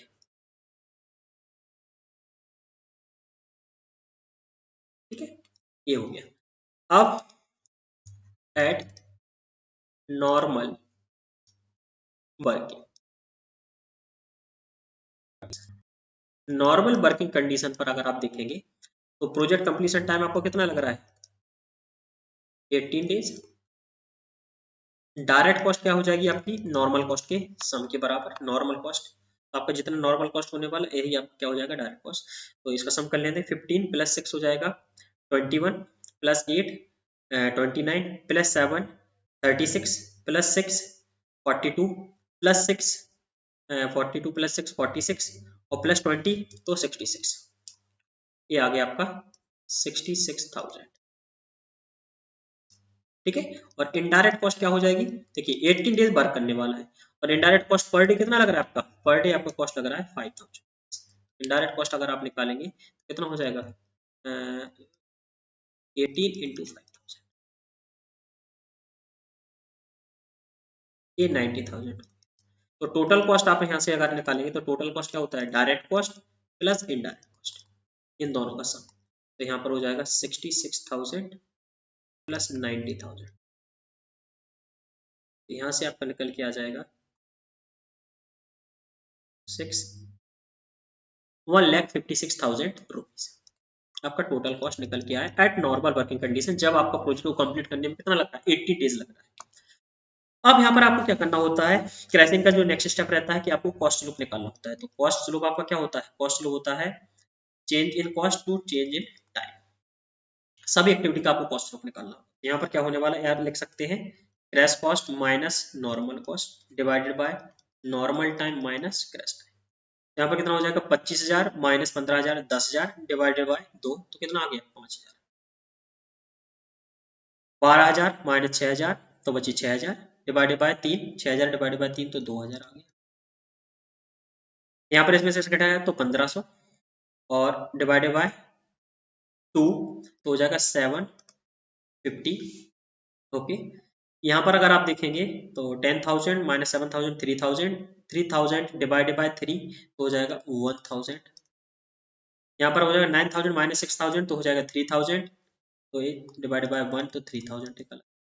6,000 माइनस 4,000 तो 2,000 इसका निकल के आ गया। यहाँ पर सबसे किया 8,000 डिवाइडेड बाय 2 तो 4,000। तो ये है कॉस्ट स्लोप। कॉस्ट स्लोप क्या बताता है कि अगर मैं पी एक्टिविटी को एक दिन से क्रैश करता हूँ तो मेरी डायरेक्ट कॉस्ट कितनी बढ़ जाएगी, 5,000 रुपए। क्यू एक्टिविटी को अगर मैं एक दिन से क्रैश करता हूँ तो डायरेक्ट कॉस्ट कितनी बढ़ जाएगी, 2,000। आर एक्टिविटी को एक दिन से क्रैश करता हूँ तो कॉस्ट कितनी बढ़ जाएगी, 750 रुपीज। तो इस प्रकार से आपको देखना होता है। तो क्रिटिकल एक्टिविटीज जो आपकी होने वाली उनकी मुझे क्या करना, कॉस्ट स्लोप देखना और मिनिमम कॉस्ट स्लोप वाली क्रिटिकल एक्टिविटी को मुझे सेलेक्ट करना।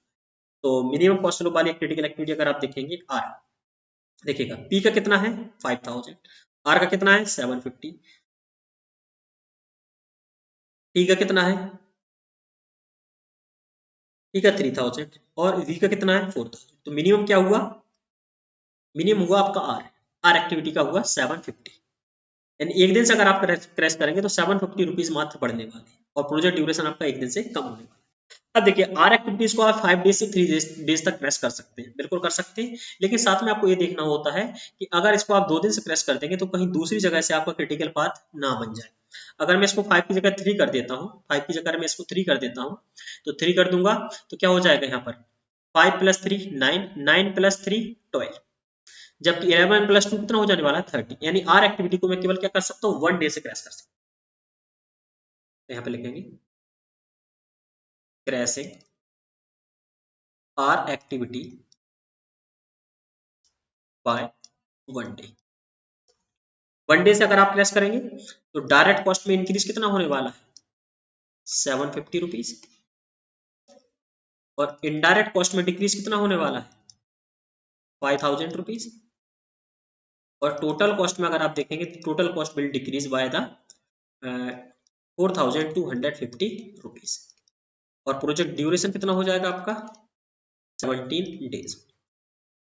टोटल कॉस्ट आपकी यहाँ पर हो जाएगी कितना था 1,56,000, 1,56,000 माइनस 1050, यहाँ से आप कर देंगे सब्ट्रैक्ट, कितना हो जाएगा 0 5 2 से 3 हो जाएगा 7 बचेगा, और 4 से हो जाएगा 5 तो 1 बचेगा, और 1,51,750 हो गया आपका total cost after crashing the R activity by one day. और आप क्या करेंगे यहाँ पर रिवाइज नेटवर्क डायग्राम बना लेंगे, रिवाइज नेटवर्क डायग्राम आपने यहाँ पर बना लिया फिर से P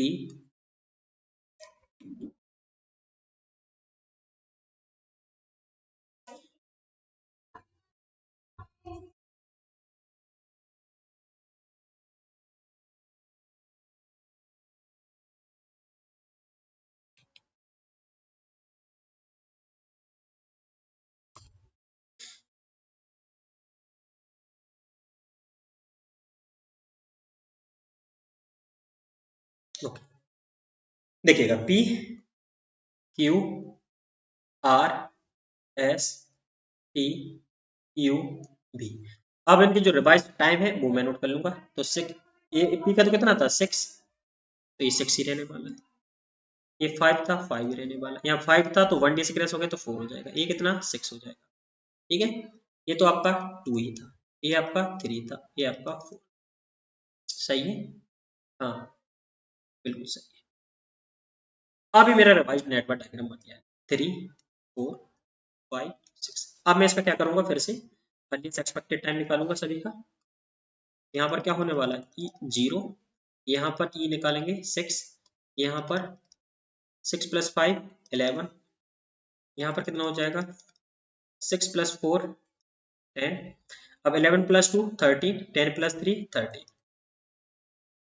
13 प्लस 4 70, ठीक है ये 70।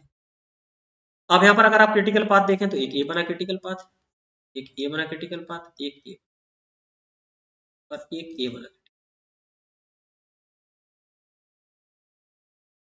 यहाँ पर 2 क्रिटिकल पाथ आपके बने हैं, ठीक है। 2 क्रिटिकल पाथ आपके कौन कौन से बने हैं, एक बना है पी क्यू यू वी,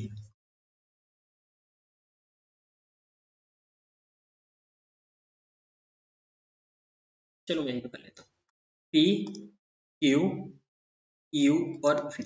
एक और क्रिटिकल पाथ बना आपका पी आर टी और वी, ठीक है। अब देखिएगा अगर आप प्रोजेक्ट को आप 1 डे से क्रैश करना चाहते हैं 16 डेज तक लाना चाहते हैं तो 16 डेज के करस्पॉन्डिंग आपको टोटल कॉस्ट फाइंड आउट करनी है। तो देखिएगा या तो आप पी एक्टिविटी को क्रैश कर दें, केवल पी एक्टिविटी को अगर आप क्रैश करते हैं तो आपको डायरेक्ट कॉस्ट क्या 5,000 रुपए से बढ़ जाएगा और इनडायरेक्ट कॉस्ट भी 5,000 रुपए से कम हो जाएगा, तो टोटल कॉस्ट में कोई चेंज नहीं होने।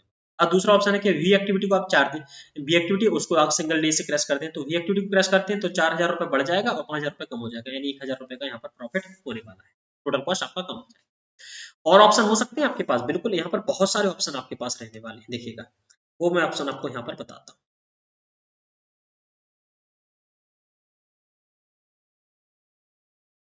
देखिएगा पहला तो ऑप्शन है कि आप पी एक्टिविटी को क्रैश करते हैं, दूसरा ऑप्शन है कि आप वी एक्टिविटी को क्रैश करते हैं, तीसरा ऑप्शन हो सकता है बेटा कि यहाँ पर देखिएगा यहाँ पर दोनों एक्टिविटी को साइमल्टेनियसली क्रैश करते हैं, एक कर सकते हैं क्यू और आर और क्यू और टी, दूसरा कर सकते हैं यू और आर और यू एंड टी। तो यहाँ पर क्या कर सकते हैं आप, क्यू प्लस आर इसको भी कर किया जा सकता है, क्यू प्लस टी इसको भी किया जा सकता है, यू प्लस आर इसको भी किया जा सकता है और यू प्लस टी इसको भी किया जा सकता है। अब इनकी मुझे क्या करना है, टोटल कॉस्ट जो आपका बनने वाला है कॉस्ट चलो उनका दोनों का सम करके देख लेना है। सम करके देख लूंगा, जिसमें मिनिमम बढ़ने वाला है उन दोनों एक्टिविटी को मैं क्रैश कर दूंगा। पी पर मेरा कितना बढ़ रहा है 5000, बी पर कितना बढ़ रहा है 4000, क्यू एंड आर, क्यू पर आपका 2000 और आर पर आपका 750 यानी 2750 बढ़ रहा है। Okay, Q and T, Q and T, Q पर 2000 और टी पर 3000 तो 5000 बढ़ने, 5000 बढ़ेगा। U and R, U and R, R का तो बढ़ रहा है 750 और यू का बढ़ रहा है आपका 2000।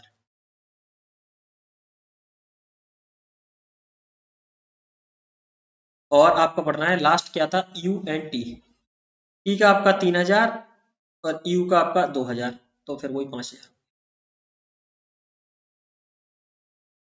आपके पास ऑप्शन है कि आइदर आप क्यू और आर को एक एक दिन से क्रैश कर दें या यू और आर को एक एक दिन से क्रैश कर दें। तो दोनों ही केसेस में आपका डायरेक्ट कॉस्ट में कितना इंक्रीज होगा, 2750, और प्रोजेक्ट कंप्लीशन आपका क्या हो जाएगा, यहाँ पर प्रोजेक्ट पूरा एक दिन से क्रैश हो जाएगा। तो आफ्टर सेकंड क्रैशिंग अगर आप देखेंगे, मैं यहाँ पर कर देता हूँ, ठीक है। After second crashing, after second crashing कौन कौन सी एक्टिविटी आप एक्टिविटी करने वाले हैं, मैं करता हूं क्यू एंड आर। तो डायरेक्ट कॉस्ट में इंक्रीज कितना हो रहा है आपका 2750, इनडायरेक्ट कॉस्ट में डिक्रीज कितना हो रहा है आपका 5000, यानी टोटल कॉस्ट में अगर आप डिक्रीज देखेंगे तो कितना हो जाएगा 2250।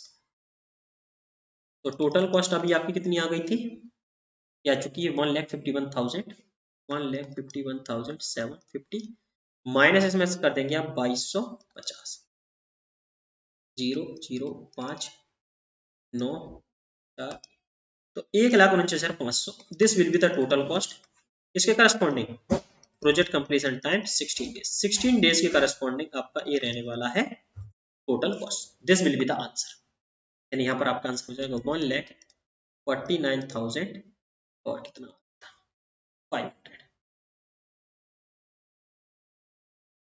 यानी प्रोजेक्ट आप 16 डेज में कंप्लीट करते हैं तो देखिएगा कॉस्ट भी कम हो रहा है एज वेल आपका ड्यूरेशन भी कम हो रहा है। तो this is the benefit of the crashing. Crashing का ये एडवांटेज आपका रहता है कि इस क्रैशिंग में आप क्या कर सकते हैं, कॉस्ट भी कम कर सकते हैं और प्रोजेक्ट ड्यूरेशन भी कम कर सकते हैं। This will be the answer. थोड़ा सा लंबा क्वेश्चन होता है, गेट में अगर आप देखें मैकेनिकल और सिविल दोनों में पूछा जाता है, ये सिविल में पूछा गया है, सिविल 2019 का क्वेश्चन है, 2 मार्क्स का प्रॉब्लम था, थोड़ा सा लेंदी हो सकता है लेकिन अगर आप प्रैक्टिस कर लेंगे तो डेफिनेटली क्वेश्चन आपसे बन जाना, बहुत ज्यादा कुछ नहीं चलेगा। वन मोर क्वेश्चन और लास्ट क्वेश्चन आज का अपना इस टेस्ट सीरीज का लास्ट क्वेश्चन, इसको अपन देखते हैं। Construct a network representing the following project consist of the activities A B C D E F G H I G whose duration of the completion are इतना इतना दे रखा है respectively. अब ये दे रखी है कि condition activities A B C first to start simultaneously. Okay, मैं इसका एक टेबल बना लेता हूँ।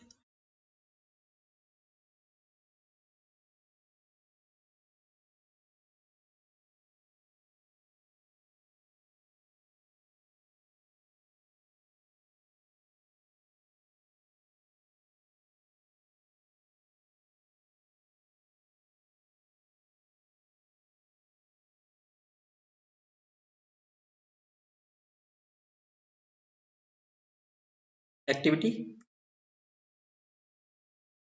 एक्टिविटी और ड्यूरेशन।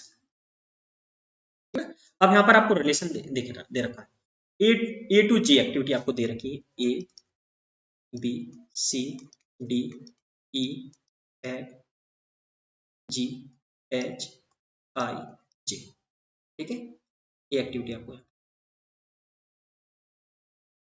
देखिएगा। तो इस प्रकार से जो टेबल बनाने की कंडीशन है वो दो तरह से होता है, एक तो आपको दिया था ए लेस देन बी, वो वाला क्वेश्चन में करवा चुका हूँ, ठीक है। एक और कंडीशन रहता है कि इस प्रकार से आपको स्टेटमेंट दे दे, स्टेटमेंट से भी आपको प्रॉब्लम को बनाना आना चाहिए, ठीक है। तो activities A B C are first to start simultaneously, यानी ए बी सी की कोई प्रोसीजर एक्टिविटी नहीं इन तीनों को स्टार्ट हो रहा है simultaneously. E and D follows A, E और डी आपके कब स्टार्ट होंगे, ए के बाद। E and D follows A, okay, and F and G follows B and D. F and G दोनों बी और डी को फॉलो कर रहे हैं, एफ एंड जी दोनों बी एंड डी को फॉलो कर रहे हैं, बिल्कुल। H follows C and F, H क्या कर रहा है, सी और एफ को फॉलो करता है, एच सी और एफ को फॉलो करता है। आई फॉलोज ई, आई क्या कर रहा है, ई को फॉलो कर रहा है। J follows I and G, J follows I and G, ये क्या कर रहा है, आई एंड जी को फॉलो। एंड लास्ट में क्या है, जे and H R terminal activities, and दोनों जाकर के फाइनली टर्मिनेट हो जाती है। साथ में इनका ड्यूरेशन दे रखा है 6 11 6 6 11 6 3 2 6 3 2 6 10 10 7 8। अब इसका नेटवर्क डायग्राम बनाना है और प्रोजेक्ट कंप्लीशन टाइम बहुत ही आसान है, अब तो उसमें कोई प्रॉब्लम ऐसा कुछ रहा नहीं। तो A B and C, okay. D आपका कहां से स्टार्ट हो रहा है, ए से, और यहां पर मिल रहा है बी के साथ, क्योंकि बी डी से आपकी दो एक्टिविटी स्टार्ट होने वाली है, F and G, okay okay. तो एफ आपका यहां से स्टार्ट हो जाएगा, एफ स्टार्ट हुआ। अब देखिएगा एच आपका सी और एफ से स्टार्ट हो रहा है, तो सी को भी आपको यहाँ ले जाना पड़ेगा, और यहाँ से आपका एफ, सी और एफ से आपका एच स्टार्ट हो जाएगा। ए से आपका डी तो स्टार्ट हो गया था, एक और टर्म स्टार्ट हो रहा है ई, ई स्टार्ट कर देंगे। और बी और डी से आपका क्या स्टार्ट हो रहा है, जी स्टार्ट हो रहा है, बिल्कुल जी स्टार्ट कर देंगे। ई से आपका क्या स्टार्ट हो रहा है, आई, बिल्कुल, तो आई स्टार्ट कर दिया, आई। आई और जी से आपका क्या स्टार्ट हो रहा है, जे, और एच और जे क्या हो रहे हैं, टर्मिनल एक्टिविटीज है, तो इन दोनों को आपको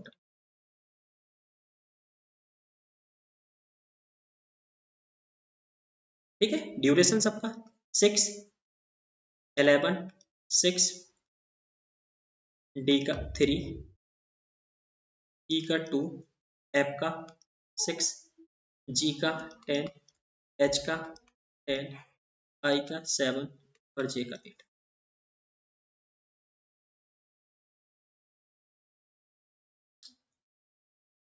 ई आपका 0, यहाँ पर ई कितना हो जाएगा 6, यहाँ पर ई कितना हो जाएगा 11, 6 + 3 9, और यहाँ पर 11 तो 11, यहाँ पर कितना हो जाएगा 16, और 11 + 6 17, तो 70। यहाँ पर ई निकालेंगे तो 6 + 2 8, और यहाँ पर अगर आप निकालेंगे तो 11 + 10 21, यहाँ पर 15 तो 21। यहाँ पर अगर आप निकालेंगे तो 17 + 10 27, और 21 + 8 29। प्रोजेक्ट कंप्लीशन टाइम आपका क्या हो गया 29 डेज। बस प्रॉब्लम सॉल्व, ठीक है। तो इस प्रकार से बेटा आपका पार्ट सीपीएम वाला पूरा पार्ट कंप्लीट हो चुका है। पार्ट सीपीएम वाले पार्ट में इससे ज्यादा और कुछ भी नहीं है, ठीक है। तो थैंक यू वेरी मच, आज के लिए इतना ही काफी है, ठीक है। और नेक्स्ट लेक्चर अपन, नेक्स्ट जो टेस्ट सीरीज है आपका इन्वेंट्री, तो टुमारो ऑनवर्ड हम इन्वेंट्री स्टार्ट करने वाले हैं, ठीक है। इन्वेंट्री की इस प्रकार से मैं 15 प्रॉब्लम वहां पर डिस्कस करूंगा, जिसमें पूरे के पूरे इन्वेंट्री को कवर करने वाला हूँ, ठीक है। This will be very helpful for you कि अगर आप इन्वेंट्री को पहले रिवाइज करें, उसके बाद इन प्रॉब्लम को सॉल्व करें, तो ये आपके लिए बहुत ज्यादा बेनिफिशियल होने वाला है। एज वेल बेटा आपको हमारा मेरा रेफरल कोड SPKPS10 सब्सक्रिप्शन के लिए लेना नहीं यूज करना भूलना है, ठीक है। इसमें आपको 10% का डिस्काउंट मिलने वाला है। एज वेल आप हमारे YouTube चैनल को लाइक कर लीजिएगा, सब्सक्राइब कर लीजिएगा, जिससे आपको बेल आइकन को प्रेस कर लीजिएगा, जिससे कि आपको लेटेस्ट वीडियो के अपडेट मिलते रहेंगे। एज वेल आप हमारे टेलीग्राम ग्रुप को भी ज्वाइन कर सकते हैं। थैंक यू वेरी मच, आज के लिए इतना काफी है। थैंक यू बच्चों।